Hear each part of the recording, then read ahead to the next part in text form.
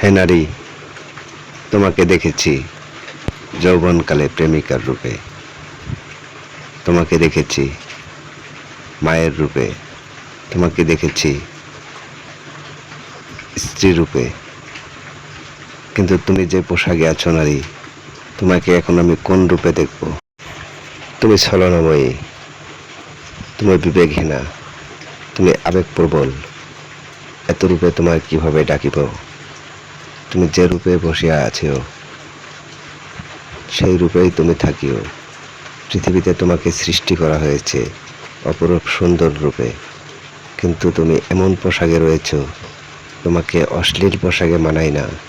তুমি নারী, তোমাকে অপরূপ সুন্দরভাবে তৈরি করেছে বিধাতা। এত সুন্দর রূপ নিয়ে তুমি যে এভাবে এই পোশাকে দাঁড়িয়ে আছো, আবার সোশ্যাল মিডিয়াতে তোমার পোস্টটি আপলোড করেছো, তোমার কি বিবেক নেই? তুমি বিবেক ছাড়া মানুষ। তুমি নারী না, তুমি নারী নামের কলঙ্ক। তুমি এই পোশাকে সোশ্যাল মিডিয়াতে চলাফেরা করতে পারো না। ইসলাম তোমাকে সেই অনুমতি দেয়নি যে অনুমতি নিয়ে তুমি চলবা। এ নারী, তুমি তোমার শয্যায় সজ্জিত হইয়া তুমি তোমার নিম্নরূপ গমন করো। তোমার যে রূপ আল্লাহ পাক তোমাকে নির্দেশ দিয়েছে, যে সেই নির্দেশ অনুসারী হও, আল্লাহ তোমাকে ক্ষমা করে দেবে। তুমি আর এই পোশাকে থেকো না। হে নারী, তুমিও জানো তুমি মা ফাতেমার অনুসারী। তুমি যে পোশাকে রয়েছ নারী, তুমি সে পোশাকে মানান নয়।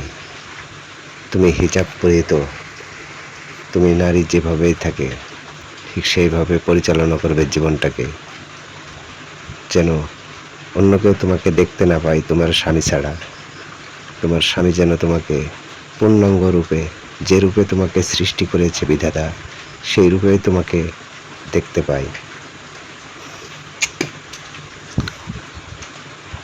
হে নারী, তুমি যে অবস্থায় যেখানেই থাকো, তুমি পরিপূর্ণ পোশাকে নিজেকে তৈরি করো। তোমাকে উলঙ্গ পোশাকে মানায় না।